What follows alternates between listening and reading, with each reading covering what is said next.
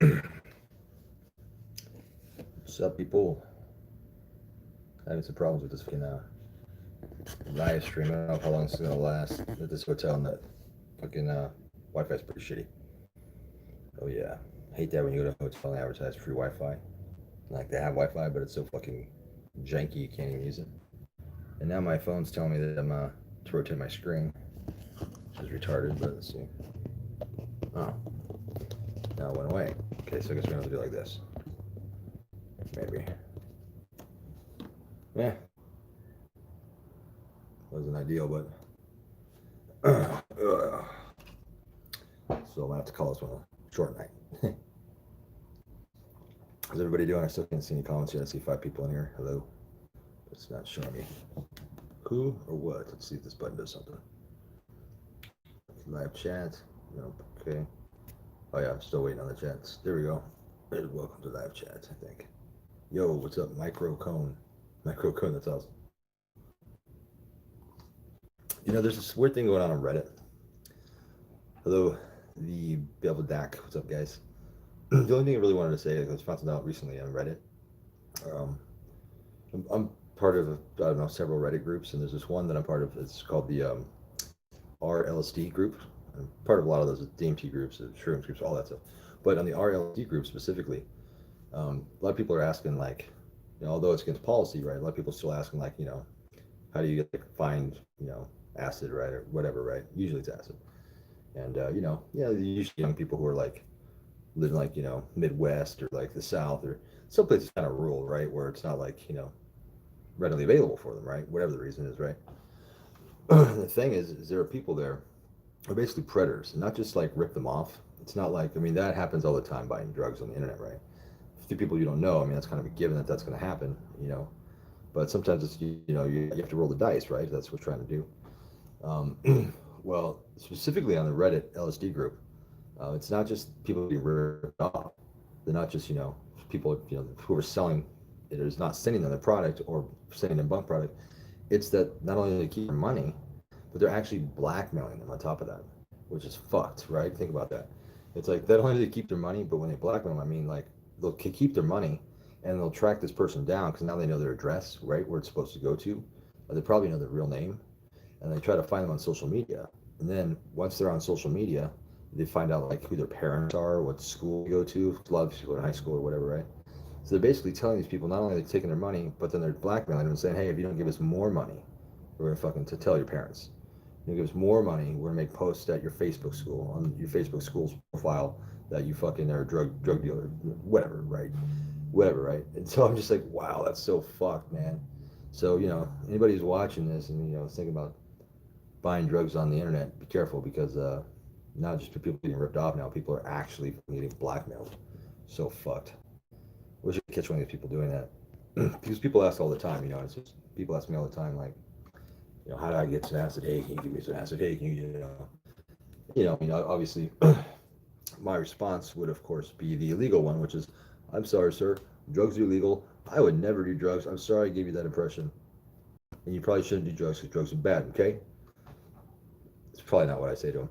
But what I say to them is actually not important.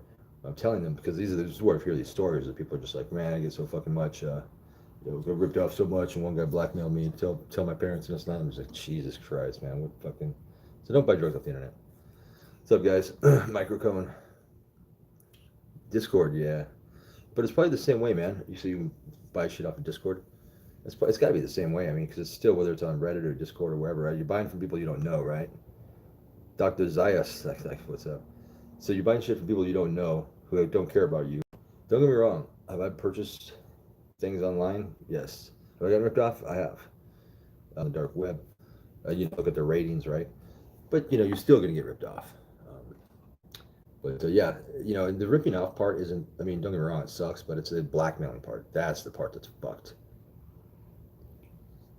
So you guys who are watching, hopefully, I'm gonna have to change the title of this video to buying drugs off the internet or something like that, because it's something to be concerned with.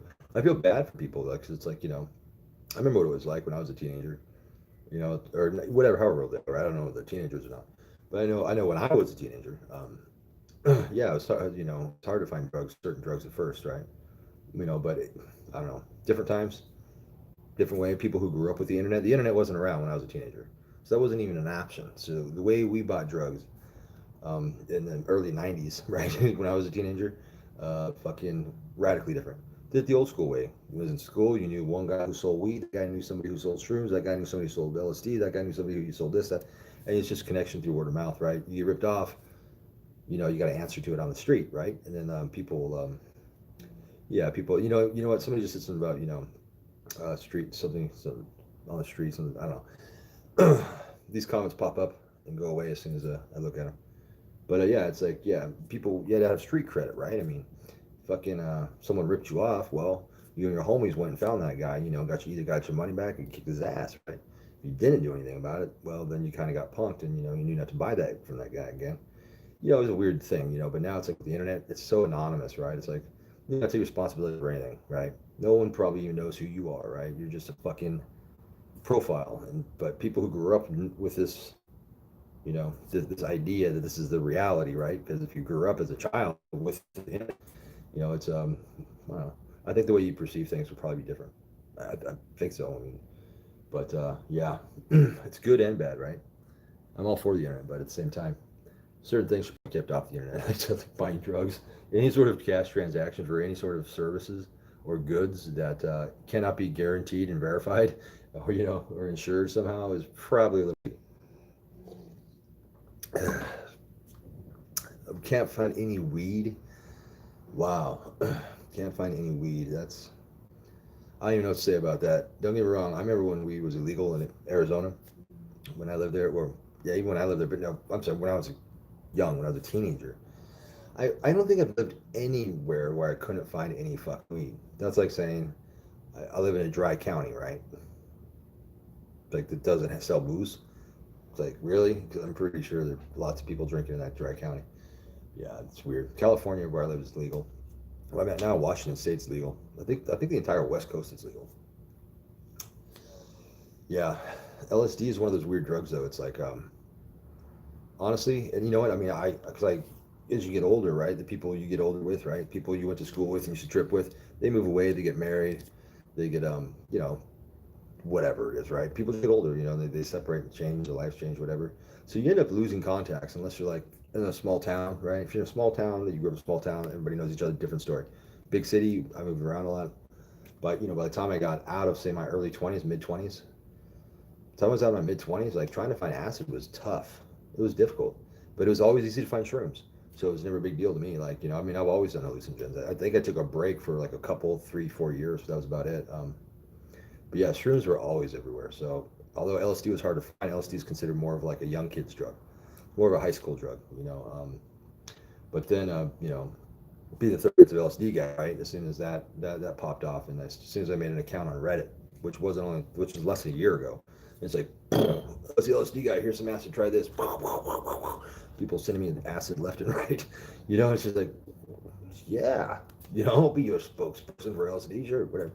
I'll be the Tiger Woods for your shit. For Nike, for fucking your brand. Yeah, it's cool. But yeah, if it wasn't for that, I'd still have probably a hard time finding drugs. Yeah, now I think about it, how would I find drugs? Yeah, you know what? I wouldn't. I'd probably just go ask around. I could find a lot of drugs, and everybody, just not that one, so people would fucking know somebody who knew somebody. Well, I'd just stick to shrooms. You know what's the shit though? Uh, Acid. As much as I like acid, I don't always like to be high for fucking 12 hours. What if the word drug was never intended? That's true. Um, yeah, it's weird.